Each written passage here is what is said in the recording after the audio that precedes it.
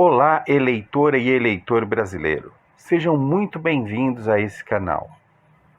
Estão cansados de ouvir conversa mole a cada 2 anos e depois só se ferrar? Não aguenta mais tomar na tarraqueta e na caçuleta? Sua vida só piora? Parabéns então, achou o canal certo. Vamos conversar sobre política, sobre eleição, sobre voto, sobre o que cada um deve saber e pode fazer para votar bem e ajudar a mudar esse país. Agora senta, toma um suco de maracujá e relaxa, que eu já volto depois da vinheta.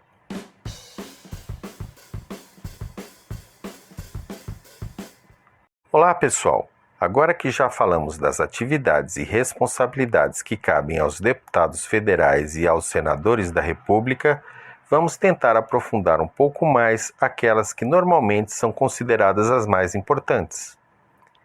Mas antes de começar, te convido a se inscrever para ajudar a fortalecer o canal. É muito fácil e não custa nada. É só clicar no botão vermelho inscrever-se logo abaixo do vídeo e depois, quando aparecer o sininho, clique em todas para receber notificação para cada vídeo novo que eu postar.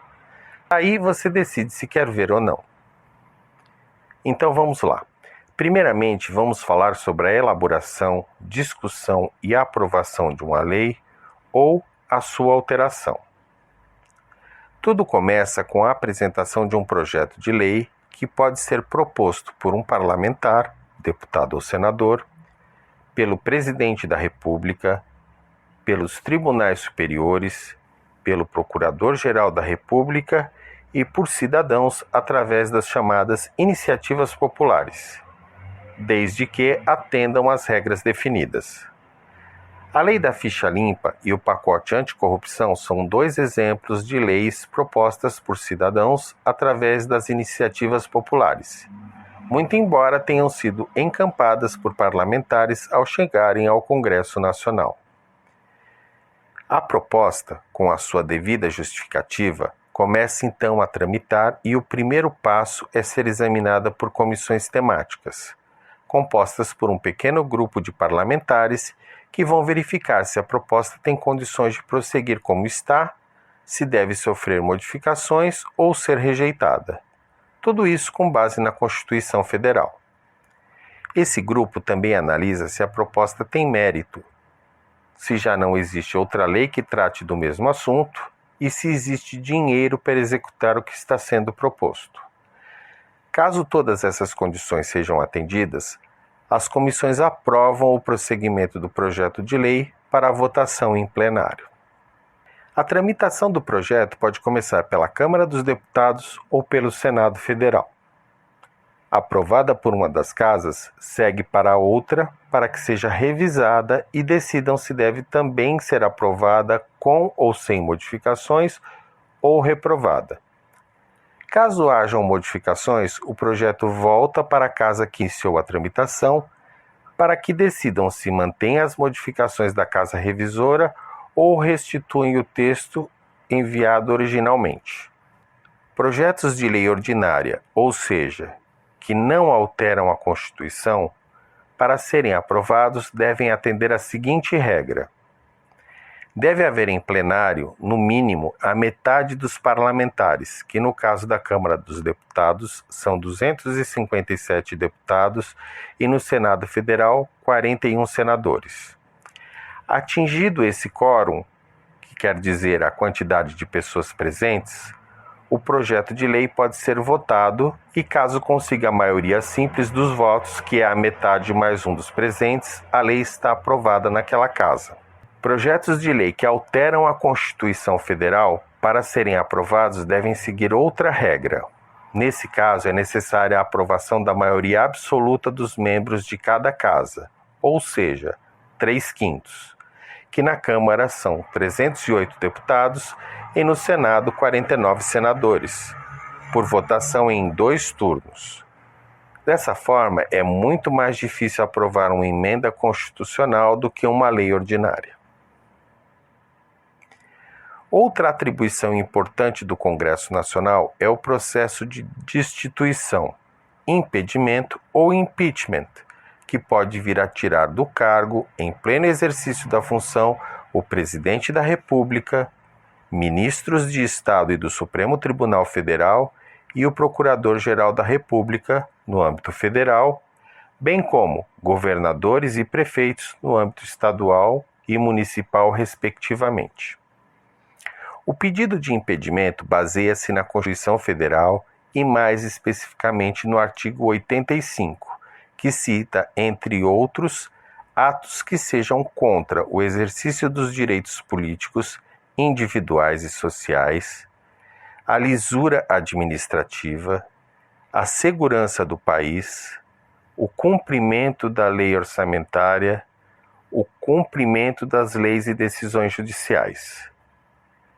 Feita a caracterização com base em crimes de responsabilidade que atentem contra a Constituição Federal, a justificativa para o pedido de impedimento é apresentada ao presidente da Câmara dos Deputados para que, caso ele concorde, dê andamento à tramitação do pedido, e uma comissão é montada, composta por parlamentares de todas as bancadas na Câmara dos Deputados, que tem até 10 sessões para dar um parecer favorável ou contrário. Caso o parecer dessa comissão seja favorável ao prosseguimento da denúncia, começa a contar o prazo de 10 sessões para o acusado se defender. Depois da defesa apresentada, a comissão tem mais 5 sessões para elaborar um parecer final. Cumpridas essas etapas, o pedido deve ser posto em votação no plenário da Câmara e, se for aceito por maioria qualificada, ou seja, 2/3 ou mais dos votos possíveis, que no caso da Câmara dos Deputados são 342 votos, já que são 513 deputados, a acusação é aceita. Em caso de crime comum, o acusado é julgado pelo Supremo Tribunal Federal e, em caso de crime de responsabilidade, pelo Senado Federal. Recebida a denúncia de crime de responsabilidade, começa o trâmite no Senado, que é parecido com o da Câmara dos Deputados, com a criação de uma comissão que irá examinar a denúncia e, por maioria simples, decidirá se ela segue para julgamento ou é arquivada. Se seguir para julgamento, o acusado é notificado e automaticamente afastado do cargo por até 180 dias. O presidente do Supremo Tribunal Federal conduzirá então o julgamento, tendo o acusado direito de ampla defesa. Serão ouvidas as acusações e defesa e será elaborado um relatório resumido pelo presidente do STF, que será apresentado antes da votação em plenário pelos senadores. Por fim, se a acusação de crime de responsabilidade tiver 2/3 dos votos favoráveis, ou seja, o voto de pelo menos 54 senadores, o acusado é condenado e, além de perder o mandato, é decidido se ele se torna inelegível por 8 anos. Caso a acusação não obtenha pelo menos 54 votos, o acusado é absolvido e reassume o cargo. Como eu disse no primeiro vídeo, a intenção desse canal é ajudar a informar e esclarecer o eleitor sobre política, eleição e a importância do voto de cada um. Procure sempre se informar, leia livros, jornais, artigos, mas procure sempre fontes sérias e responsáveis que lhe tragam informações de qualidade. Na dúvida, cheque em várias fontes. Nunca acredite na primeira coisa que lê ou que ouve.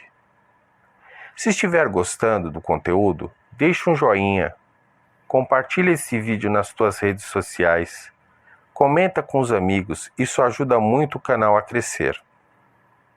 Teve alguma dúvida? Quer que eu fale mais sobre alguma coisa específica? Comenta aí embaixo que eu vou tentar responder o mais breve possível.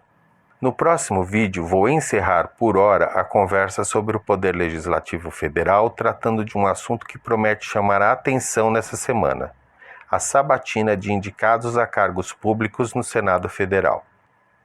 Então, uma excelente semana a todos, tchau, tchau e nos vemos no próximo vídeo.